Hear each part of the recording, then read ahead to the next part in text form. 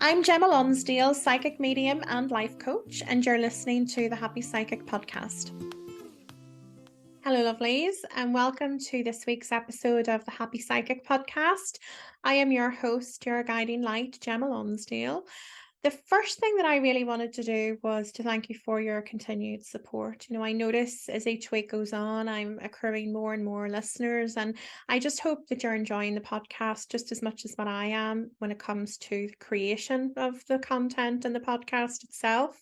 One of the things that I wanted to actually mention was my Facebook development group. So for you, for those of you who are very interested in the development of, your spiritual gifts and getting in touch with your psychic abilities, because they are abilities that we all have, whether or not you're tuned in and tapped into them is a different question. But regardless of what stage you're at in your journey, one of the things that I am very, very passionate about is actually teaching people how to, use their gift and embrace it and giving them the confidence around doing so. So if you are curious about doing some work with me, it's a free group, so you can have a look on Facebook for that. The link is in my bio. It'll be at the bottom of this podcast recording as well. But you can also search for Gemma Lonsdale Development Group on Facebook, and that will be able to give you entry in there as well. So if you just request to join, and I'll approve that for you. The other item that I wanted to discuss was that my tour has got some new dates for the UK and Ireland. So my tour starts on March 17th of 2023, and the first location is Newcastle upon Tyne in England, and then the next date on from that is Edinburgh, and I think the next one is Glasgow. I'm not 100% sure, but there will be new dates added to it as we go throughout the year. I don't have any dates yet for the US or for other areas in the world. However, I am hopeful that they'll come. But if you're interested in seeing me and coming along for a night of mediumship and spiritual guidance and future visions, then definitely check that tour out, and I can't wait to meet all of you. Welcome to this week's episode of The Happy Psychic. I am your host, your guiding light, Gemma Lonsdale. And this week I am joined by Erica Onofrio, who is founder and owner of Soul2Soul. So welcome, Erica. It is very good to have you on here. Thank you. Thanks so much for having me. It is absolutely great to have you on. I'm very excited about this conversation, actually. So just for everybody that's listening or viewing, Erica is an intuitive, a Reiki Master, a Yoga Instructor, and she has a mission through her work that is to help others live, a more peaceful and more fulfilling life. Okay. And the reason that I actually came across Erica was I had a personal experience where I struggled a little bit to come out of the psychic closet, as it were. And, I was very nervous and very cautious, I would say, about, unveiling my abilities and my connection with spirit to the people that were around me, whether they be family, friends, or, in the corporate world where I worked. And Erica had actually written an article on the same topic, and I just thought it would be an absolutely a very interesting conversation, to be honest, because there are so many of us that actually struggle with that same thing. So Erica, I know that you had a bit of journey yourself in order to get to the stage where you unveiled yourself as an intuitive. Yes. The very first thing that happened was when I was 16, and I had a dream that I was skiing with this man, and it didn't really make sense. He was much older, and he was, slightly balding. And at the time, I was going on ski trips with my high school. And so I went on my next ski trip, and I had prayed for a semi-private lesson. And I get there, and it's me and this gentleman that was in my dream. And it was very overwhelming, to say the least, the first time it happened. And my mother had these kinds of dreams her whole life, but it's one thing when it's happening to somebody else and it's, you hear about it versus when it starts happening to you and you are firsthand experiencing it. So that was sort of the beginning of things, and those dreams started to continue. If we skip a couple of chapters and then we go to the point where it's like, okay, this is happening when I'm awake. I know it's going on. I understand how to control it. I'm understanding how to work with it. And I also started, practicing on friends and family and seeing how valuable it was to people.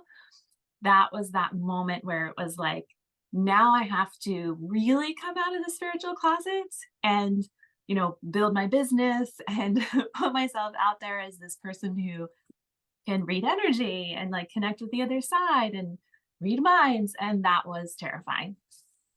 Because I really struggled with that, even with family members, because I don't know what your life had been like before, but I was very, very entrenched in the corporate world. And even my family members really struggled with this new version of me. Whenever I was unveiling myself as this spiritually connected person, they found it quite hard to deal with that. Like, how did your family cope? How were they with you? So I was definitely terrified to tell anyone. And but the one thing that was helpful was my mother's dreams. Over the years, and we all knew she had dreams, and she could tell us things that were going to happen based on her dreams, and they were always right. So we knew that there was something going on. But I'll remember that I worked on a cousin, and I don't think I had told my parents yet what was happening. And I heard my cousin's grandmother come through. So our grandmoms were twins. So I heard her grandmother come through, and then I eventually, told my mother, and she told my father. And I remember we were at an Easter party, and my father was like, "So you're a medium now." And I just was so terrified. And he was like, "That's really cool." And then that was like the end of it. So um I definitely, my smaller unit wasn't so bad. My brother and sister and mom and dad. I have two teenage boys, and they have dreams too that come true. So, they didn't think it was too weird. But when it came to telling the bigger family, and I have a huge, huge extended family, that was scary. And I think that to this day, there's some people who still probably have no idea what I do for work. They Yeah. think I do yoga, and that's about it. Yeah, it's funny because my daughter, she's only just turned 9, so she's still very, very young. And she turned around to me one day and she said, "Oh, sometimes I have dreams and they come true." And I've been very, very open with her about what I do and the path that I'm on. But there was a point in her early life where she remembers me sitting, working in an office or working from home in a home office in a very corporate capacity.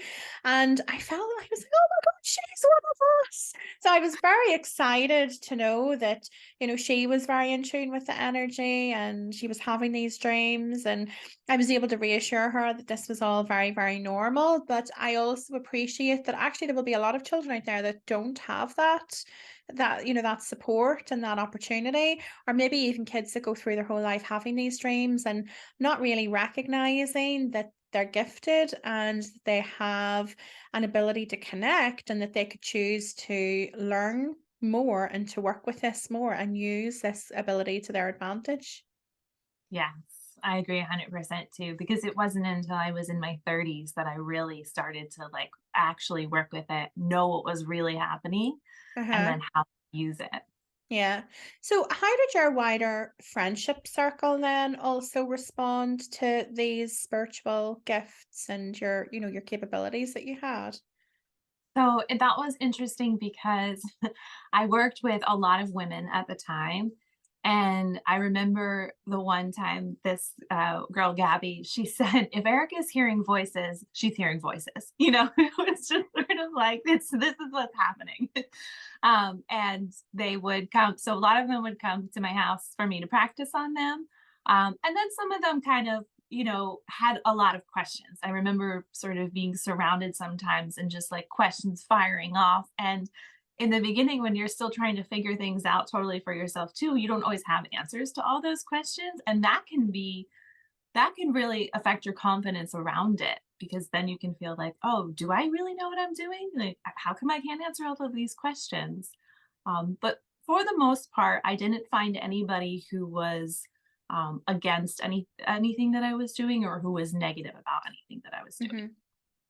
That's interesting because I worked in a very male dominated industry, and there was a lot of men that I worked with as opposed to women. There was a couple of women, but it was mostly men. It was a very, very male dominated environment, and they weren't as supportive. But I think maybe women are a bit more sensitive and nurturing just naturally. Whereas I found with the men, whenever I started talking about, because I had purchased tarot cards at the time and I was very aware that there was something going on with me, but I hadn't really fully embraced my gift at that stage. And I knew I was being drawn in a different direction. I knew that the corporate world wasn't really for me. Couldn't really formulate, okay, how am I going to earn money from something that I'm more passionate about rather than continuing on in the corporate world. And what actually occurred was I just found that some of the men were quite negative towards it, picked fun at it a little bit. And I became quite like, I did become really, really guarded about my gift. You know, my family hadn't been that supportive. I said that they hadn't been supportive. They had embraced me still, they'd continued to embrace me, but they were very, very skeptical. Firstly, about that there is such a thing, you know, that there is an afterlife and that there is a spirit realm. But they were also very skeptical that all of a sudden I could be a person that had this ability to communicate. So it was like a two-pronged sword, really. And I think that coupled with the, I don't want to say negativity, but definitely the criticism and the jokes and the things like that I was getting in the corporate world, it did make it so much harder, I think, to really embrace myself and to feel confident that, you know, I was embracing these spiritual gifts and I was going to go on a, you know, I was just embarking on this spiritual journey and this spiritual path at the time. And I had no idea really what was ahead of me. I just knew that it was happening and that's the direction that I was headed in. And that's, you know, that's where I was going in. But it's quite, I did find it, you know, quite scary at the start.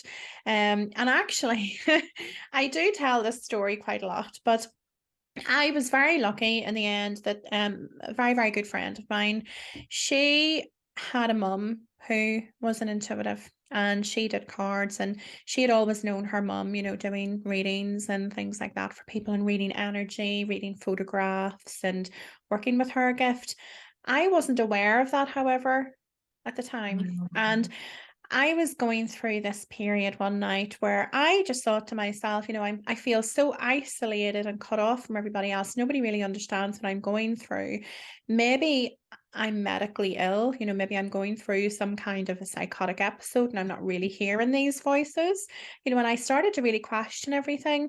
And I was thinking to myself, you know, who do I phone? You know, is there like a special hospital or a doctor or something that I phone and say, like, I'm really concerned about my mental health? And I decided, okay, you know what? Let's speak to my friend. And I opened up to her about what I was experiencing. And then she said, okay, so this is what my mum does. She has been on this journey. You're not having a psychotic episode. You're perfectly normal. You're just becoming more aware of your spiritual gifts. And that was the first time on my journey that I really felt accepted, actually. But I hadn't divulged to the, I suppose, the wider world at that stage that this is who I was and that this was the journey that I was going on. So it was quite difficult. But did you have a point at which you sort of came out of the closet and like announced to everybody, or you know, was it just a bit of a gradual thing for you? So I very similarly went through that whole thing like, am I crazy? And I just don't know it. And like everyone else knows, but I don't know. and um and I didn't tell anybody for probably the first, I want to say like 2 solid years that stuff was really happening because it just was really afraid. And at the time my children were much younger and I had been divorced and I thought like, what if they take my children away and like put me in a padded room and I, I'm functioning, right? I'm a fully functioning adult in the world and working and taking care of them and everything. I'm just also having this other experience happening simultaneously. And I also can say that some of that spiritual awakening stuff can look very much like some mental, health issues too. So there is that component to it. But what I started to do was test things on my own and see like, okay, does it come when I don't want it to come? Or is it scary? Like, what are the things around it? There's actually studies being done right now in the US around when people hear voices and it's not scary to them. so that's what's happening with us, right? It's like Mhm. we're not terrified by it. This is information that we can utilize and help people with. It's funny, I'm more terrified when they stop now. Like, did I I'm lose like, my "Oh my gift? God, where did they go? Where did they go?" I've definitely had that happen too. Um, but when I realized that like I had let's say control over it, and it was showing up at certain times and I could make things happen or not happen, um, that was when I started to feel safer and like, okay, this is really happening. And I did trickle it first. I think my cousin was the very first person that I, told the news to. And then from there, I think it was my parents and just kind of, I can say that I'm so grateful that all of those people were really supportive. Like my cousin was so supportive. She was like, "Oh, I'm coming over." Or no, I'm sorry. She was already over. No, no, no. I told her that I was a medium. I think I'm a medium. And she was like, "Oh, I'm coming over." So she like came right over and we did the session. And that's when I heard her grandma, and then told my parents. So that whole unfolding was really nice. But there was a period where it was just kind of the people closer who knew. And like I said, I worked in a building that had like 4,000 people in it. And I kept getting the message like, tell them you're a psychic, tell them you're a psychic. And you know how it works. It's like when you keep hearing this thing and you kind of have that push, it's like, I have to do it. I don't know if this is part of the initiation or what, but like, I have to do this in order to move next. And I knew that I was going to sound out there. And I knew that not everyone was going to, be fully supportive, but I just like went into work and I was just like, I'm a psychic, just throwing it out there. Just told everybody, and like I said, a lot of my coworkers were women, so they were either supportive or interested or curious. Sometimes I did feel a little overwhelmed with like the questions that I couldn't answer because I didn't know.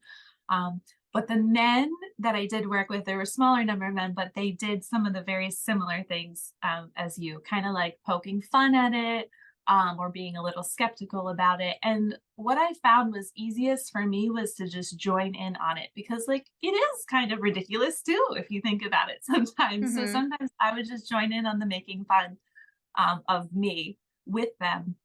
And I felt like that lightened it too. Like I wasn't Mhm. so intense on it.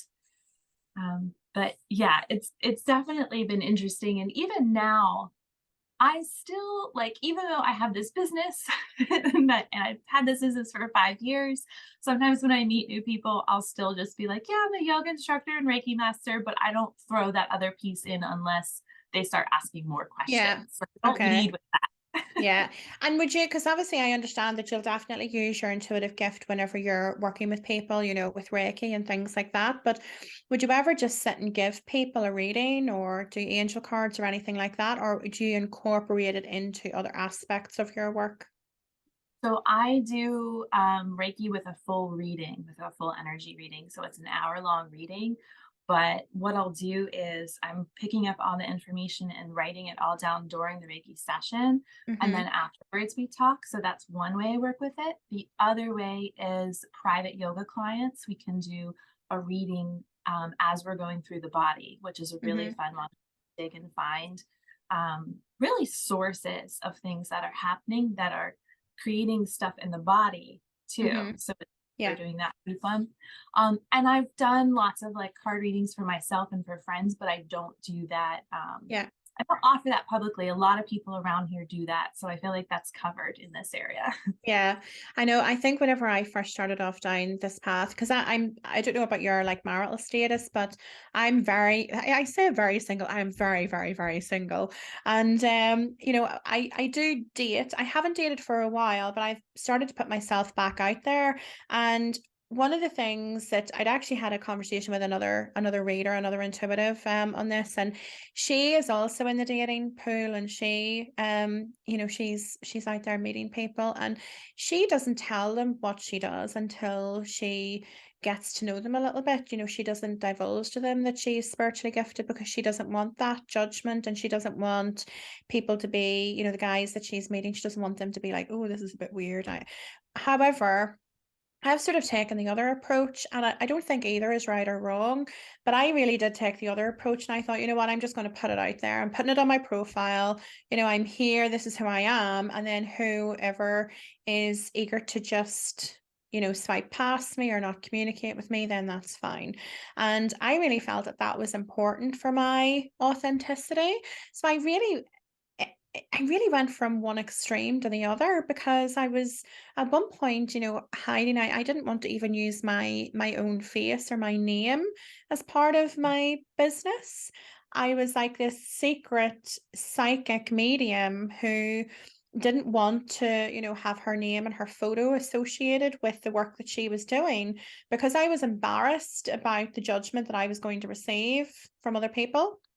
However, whenever I really embraced it fully, I don't know, I became so much more comfortable, and it was a bit of a I'm trying to think of the eloquent way to put it, but it was a bit of a middle finger to the world, really, because I just felt so much more comfortable in myself once I had fully accepted myself and was much more able to talk about it. And I just became a bit less interested, I think, in being maybe dismissed or rejected in the dating scene for my belief system and my spiritual gifts, really. And I don't know if everybody has had similar experiences to that, but it definitely adds a different bit of a different element to your dating life whenever you're trying to search and meet people, whenever you're going through all of this spiritual stuff as well. Yes.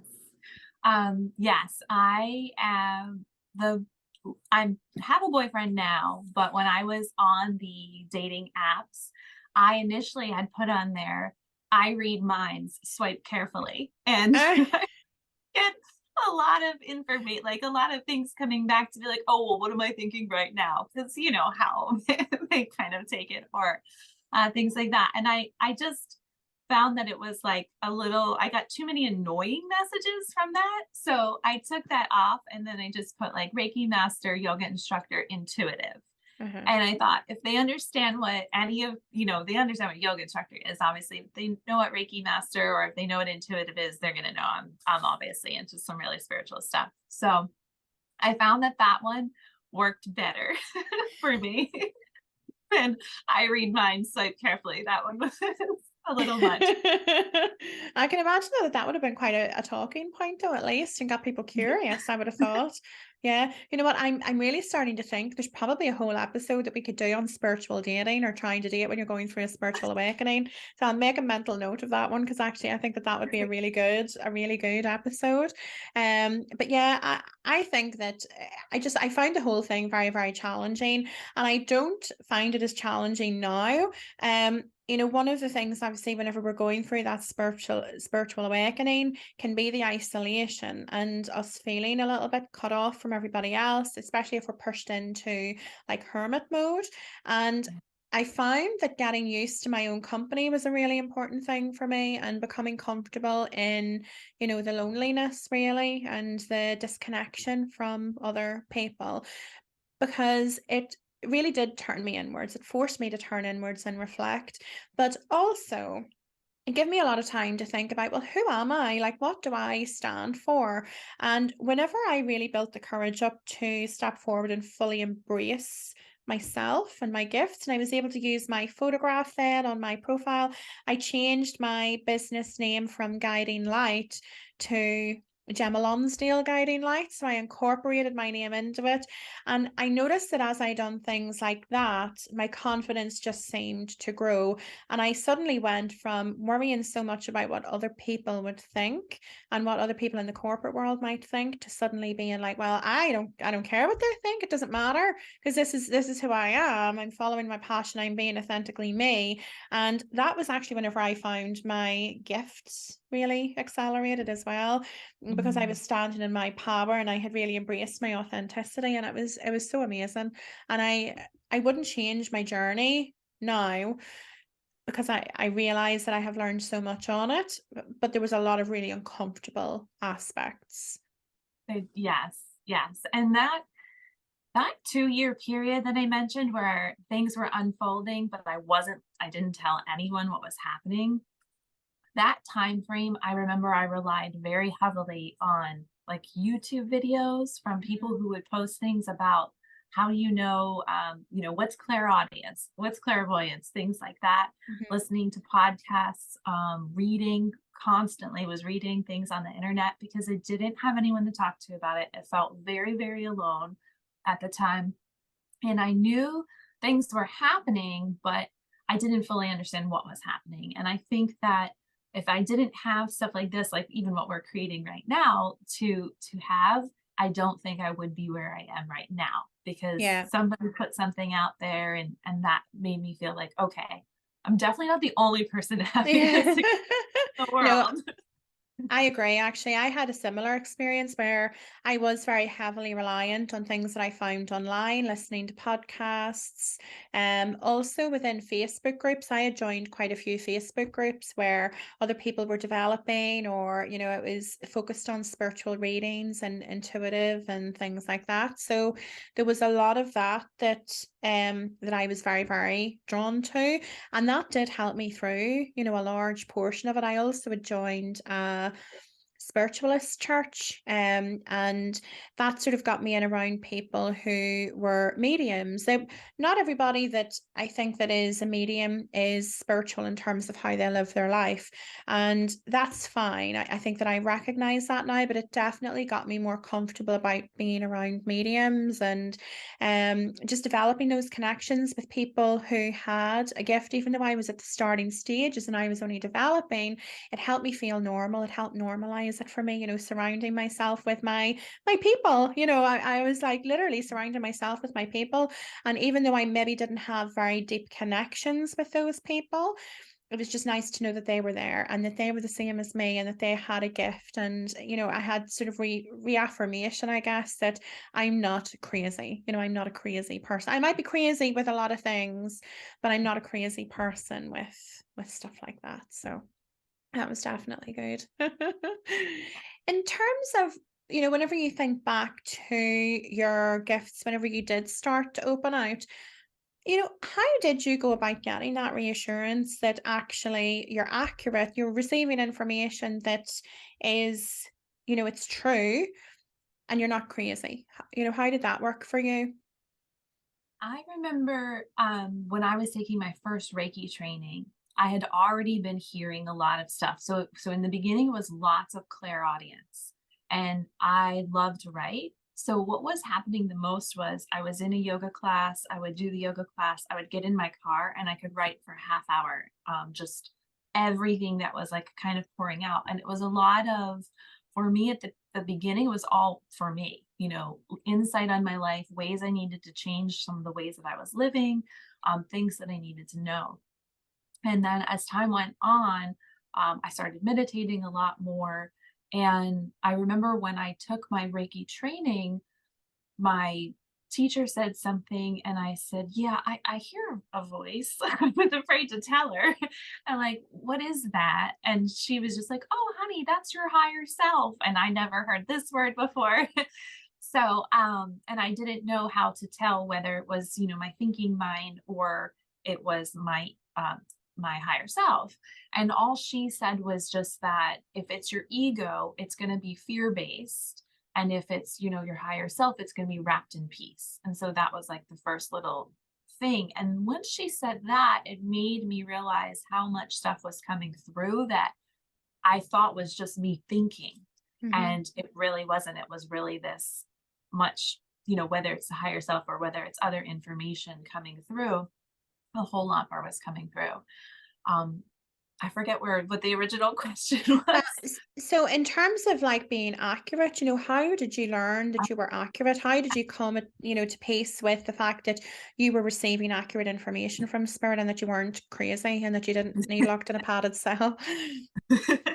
I think that a lot of it was because I was getting a lot of future stuff for my own life, and then it would play out, and it was stuff that was sort of out of my like realm of influence. So maybe what other players in my life were going to do or say, or things that were going to happen.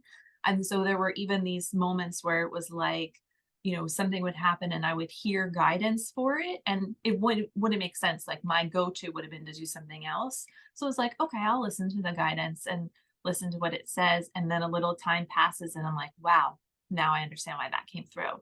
So there was a lot of that sort of, I kind of call it like, the phase where it still feels like initiation in a sense, Yeah. like you're getting this information. Do you listen to it or not? And I just was like, I'm just going to heed the advice. I remember there was this day that I was like, I'm just heeding the advice. If it's Yeah. wrong, it's wrong. And that was it. Because And that was that. yeah, because my clairvoyance was something that actually kicked in before my clairaudience did. So I was getting visions and I knew that something was going on. So I had bought some cards and I was using the cards, and I used to do readings for a specific friend. Me and her were going through something similar, and we would have just sat with the card. She had a pendulum. And I can remember just getting these really random things for her, not knowing what they mean, but I would have seen a vision and it would have been something specific and it wouldn't have meant anything to her. But 2 days later, she was like, "Oh, you kept seeing me doing something in the garden and lifting the like the cover off the drain." And she was like, "My drain's blocked today, so I've had to go and lift the cover off." So things like that were happening. I had a friend who was in the process of moving house, and her house, there was an offer that had just been accepted on her house, so she had started moving.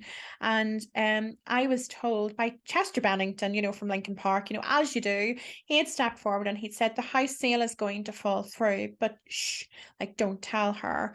And sure enough, about 2 or 3 days later, she was told that the woman who was buying her house had withdrawn from the sale. So there was a lot of little things like that. And I started to write everything down so that whenever I started to have my crazy moments, that I had all of these things to go back to as reaffirmation that no, Gemma, you're not crazy. This stuff is happening. Like this is happening. So yeah, did you do anything like that? Like have a little journal or Exactly write things that. down? Because you talk about writing a lot, and I'm thinking, I Yeah. wonder how much of that was Yeah. information that you were getting through. Yeah, because I think you have to write those things down in the beginning, because there are those moments where you're like, this isn't real. I'm just crazy. Like this isn't really happening. I made it all up. And to have something that's solid, that's like, no, you were right about this and this and this and this, is really valuable in the very beginning. Now we know, like, we know who we are, we know what we're Hmm. doing, we know how it works, but certainly in the beginning there's so much questioning. I think to a lot of my feeling like I was doing the right thing when it came to other people, because at first it was just a lot of really my own information and it was accurate, and I kept watching things and, like I said, heeding the advice. But then when it came to working on other people, and I would say, this or that about them, and they would be like, yeah, that's right. Or, oh my gosh, you said this is going to happen and this happened. Those things, I wrote those things down too. Hmm. And that's what made me feel like, okay, this isn't just something that's, my intuition that's really great for me to use. It's also really helpful to use on other people. Yeah. So did you find it easy enough to trust the information then that you were getting for yourself as opposed to the stuff that you would have got for other people? Because it sounds like that might have come at a bit of a later stage for you. Yeah. Have I understood that right? Yeah, I got just stuff for me at first, because that those whole first 2 years I didn't tell a soul anyways. So there was no one to practice on. So it was all just stuff for me at first. And then it's when I started to let people know what was going on and started, putting myself out there more and walking into work like I'm a psychic. I started to get a lot more things for other people and then practicing on other people. Hmm. One of the things too that would happen to me, which may be happening to someone out there too, is I would be in my own time and space and, meditating, and I would have somebody's, grandmother come in or mother come in or father come in and give me information that they wanted me to share with this person. And I remember there was one time that was very specific, that I knew this woman for many, many years, but I didn't even know that her father had passed. She never really spoke about him. So, and I never asked about him.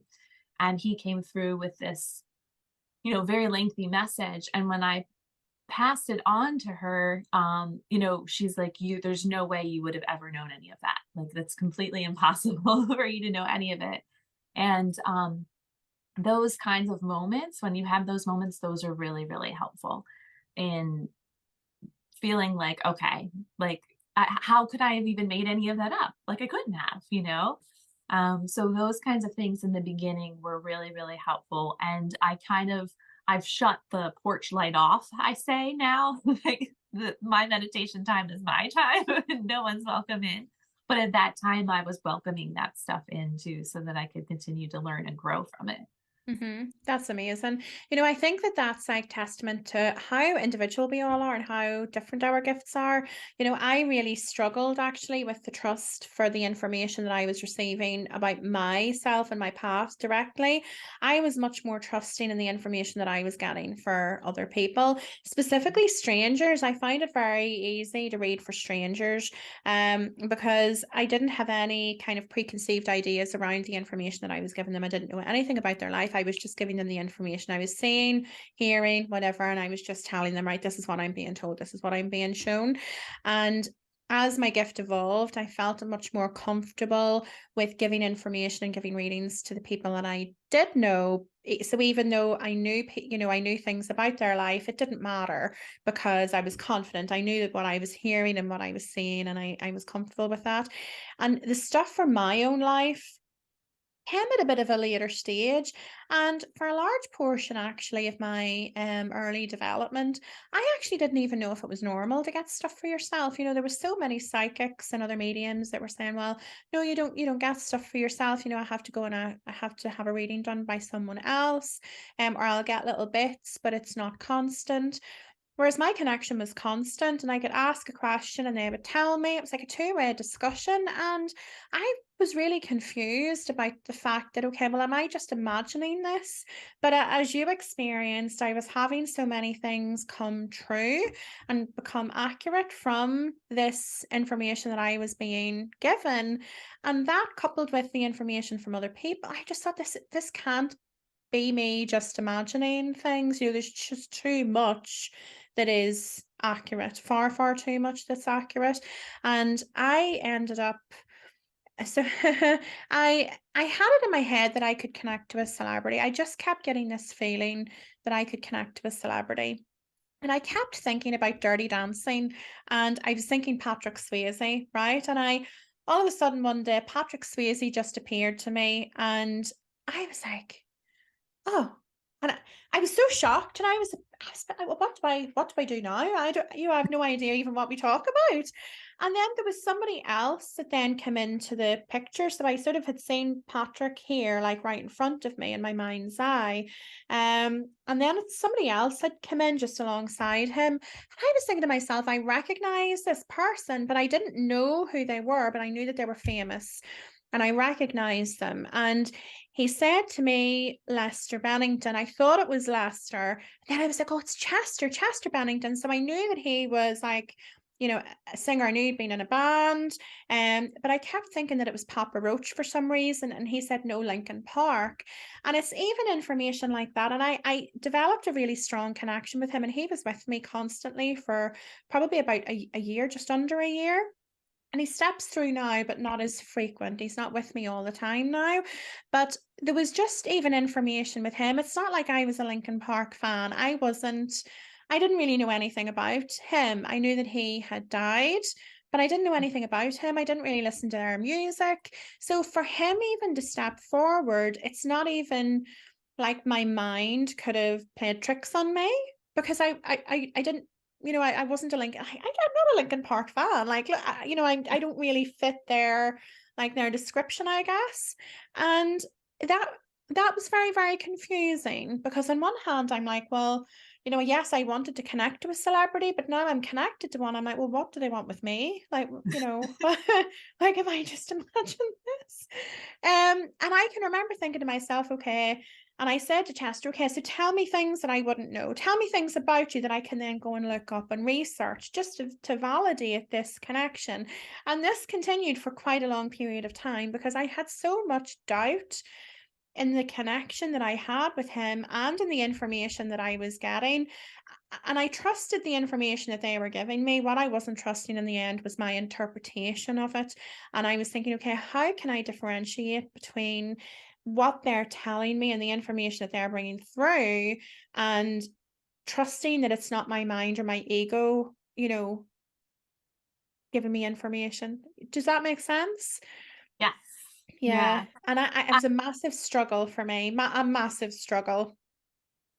I haven't had any celebrity things, but I do have friends that are mediums that do get that, and I haven't had any of that. But I had a man, don't know who it was, never saw him, but he was always right here behind my head for a good portion, probably a little over a year, maybe a little longer.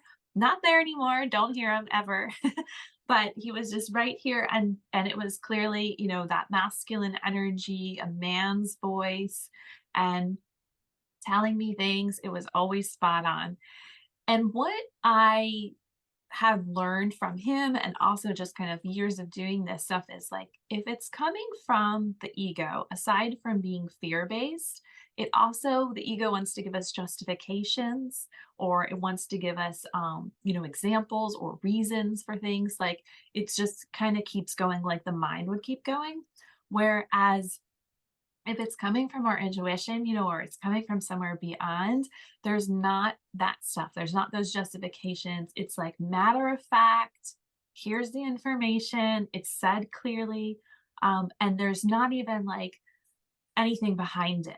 Like when I was going to open my office, I remember I just kept hearing, get a space. That's it.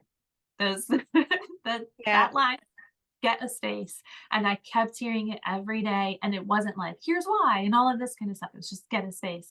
And so what I ended up doing was getting a space. I just listened and I got a space, and opened up my office, and it worked out wonderfully.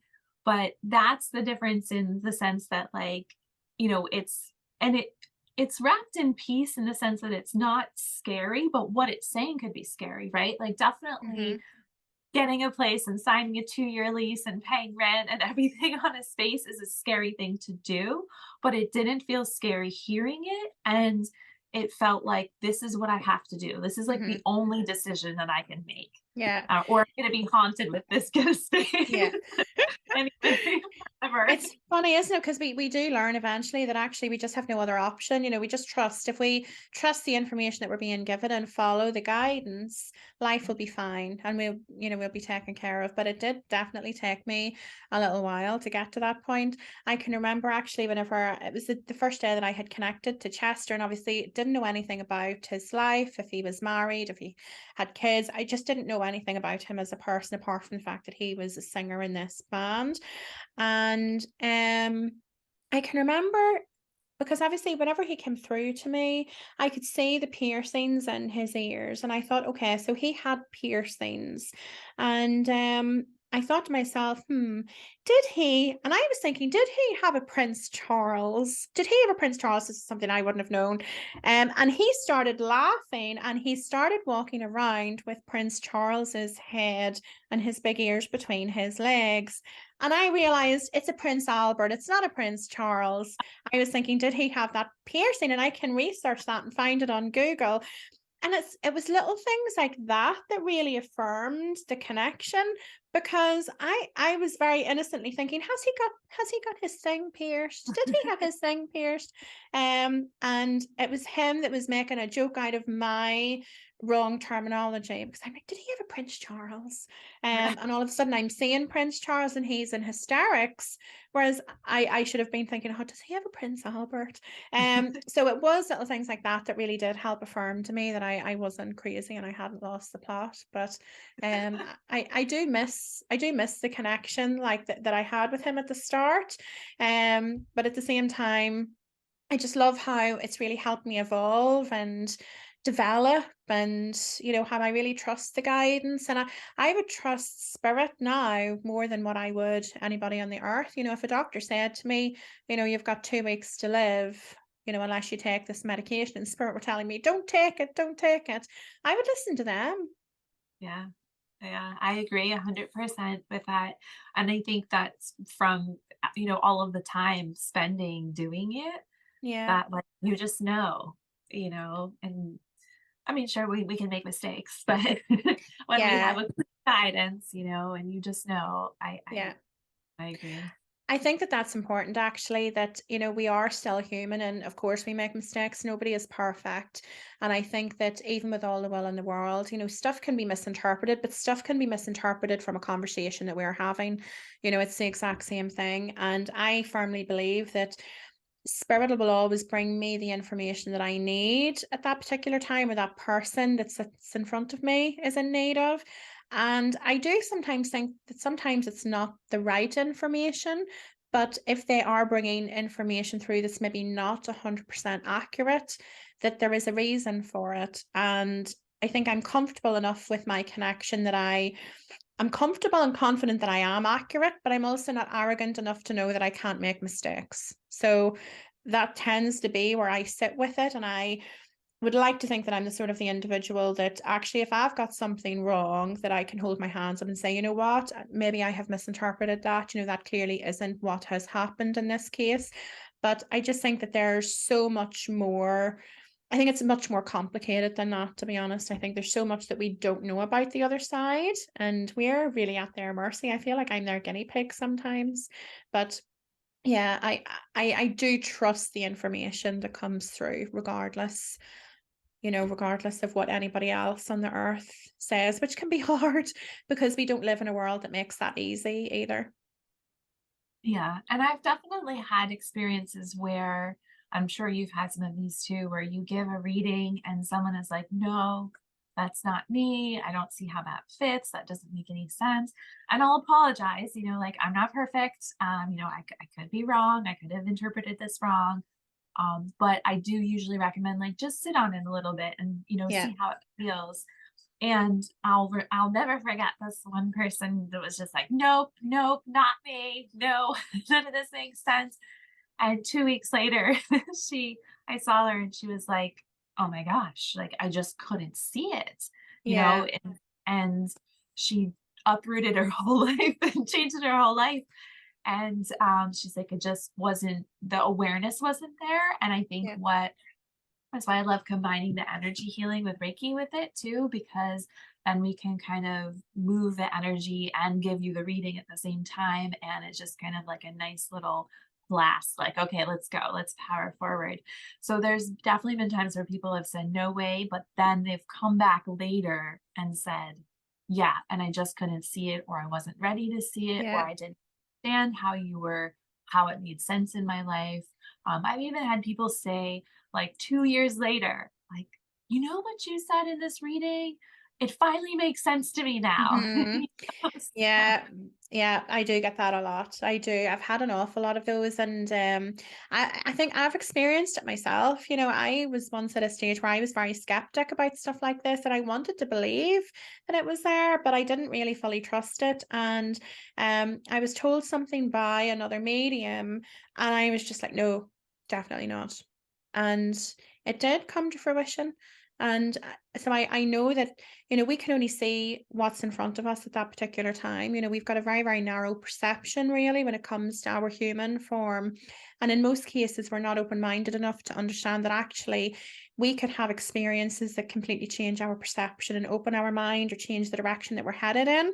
But whenever we're at that position where we're like, no, I'm heading this direction, this is who I am, this is who I'm with, we have a very narrow focus, and that's just through the human design. That's not, it's not the individual fault of a particular person. It's just who we are. It's just how we are. And even as open-minded as I try to be now, I still sometimes find it hard to place information, that spirit are giving me about my future path. And I'm like, well, can't really see how I'm getting from this point to that point, but okay, like, I'm a bit more open-minded to it now because I've experienced it previously coming to fruition. So I just think that we're not always supposed to either have all of the answers. And I describe it to people as being a bit of a sat nav. So we set the destination. We say we want to go from point A to point B, but the journey that it takes to get there isn't up to us.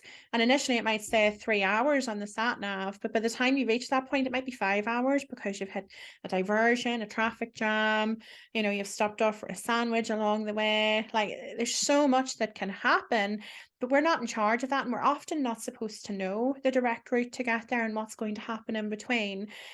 We just know that, okay, we're going from this point to that point, and then we just leave the rest up to the universe. And that's the hard part.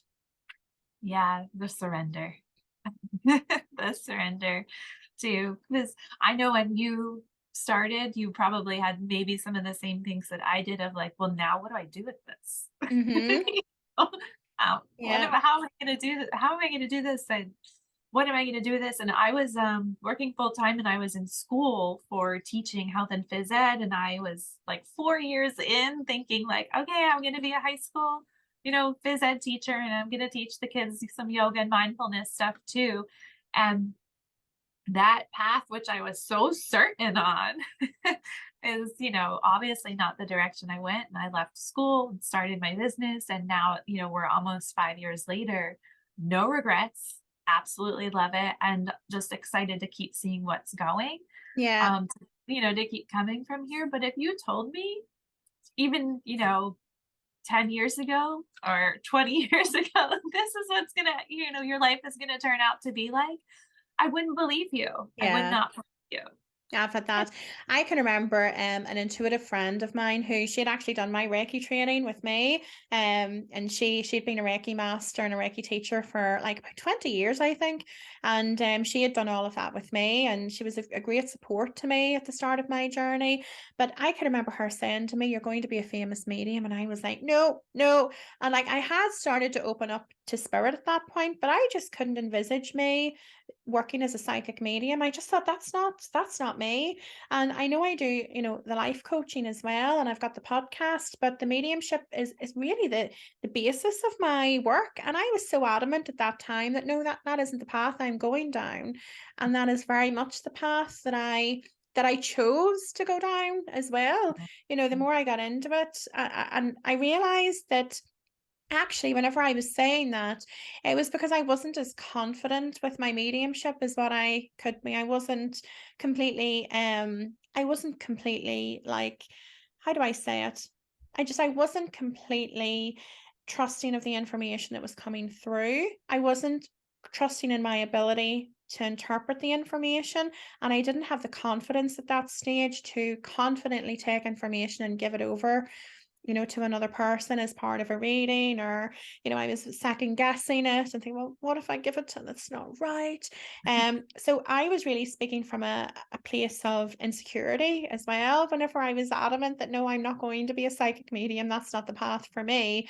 So whenever my path really unfolded and I grew in confidence, and I become very, very confident and competent with the information that I was receiving, and my gifts, grew and developed, I was like, I can take on the world. It's just amazing how some authenticity and confidence can completely change your perception of, of your career path and where you're headed to. Yeah. And I did have a psychic tell me when I was 16, I think it was 16 or 17, that I would be very successful in business by the time I was in, she said early 30s. So she was a few years off, but close enough.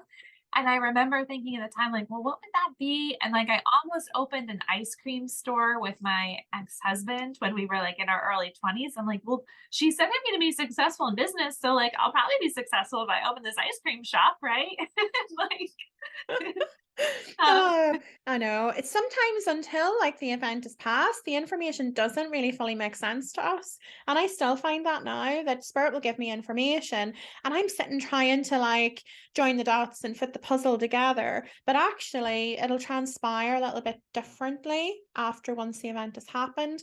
And I am learning now to not be so focused on trying to join those dots, and just to accept the information as it comes through and just be like, okay, well, this is great. I'm so relieved that that's going to happen, and not be so worried on the hows or the little details that's going to actually get me there. yeah, the how is the big one for me too, because it is that like, well, how do I get from A to B? And forget, like, just don't worry about it. Mhm. Just keep doing your thing. I like Yeah. to call it, taking aligned action. Just keep doing your stuff, keep doing your thing. It will all, fall into Mhm. place how it's Yeah. supposed to. Yeah, exactly. It's definitely hard to trust, but whenever you do get to that stage, life is much easier, much more enjoyable, I think, as well. Yes, yes, Yeah. so much more enjoyable. Yeah. Well, honestly, this conversation has been amazing. I'm just conscious of time. I'm not sure if people have the attention span to listen to me for as long as that. So how can people find you online? Where can they find you? I have a website, soul2soulsessions.com, and then Instagram at Soul to Soul Sessions, YouTube at Soul to Soul Sessions, and then Facebook is Sessions for the Soul. The Hmm. Soul to Soul Sessions was taken somehow. So that's how they can find me online. And then all my information is all over the place there. That's brilliant. Well, honestly, Erica, thank you so much. It's been a pleasure having you today. Thank you for having me. I enjoyed this so much. This is lovely. Yes. Brilliant. Thank you. I hope you've enjoyed this episode. If you're able to, please rate the show or leave feedback. It would be much appreciated. You can find me on the social channels, TikTok being the most used, by searching for Gemma Lonsdale Guru. If you'd like to book a private reading or inquire about coaching or having me speak at your event, then visit www.gemmalonsdale.guru. You can also join my development group on Facebook by searching Gemma Lonsdale Development Group.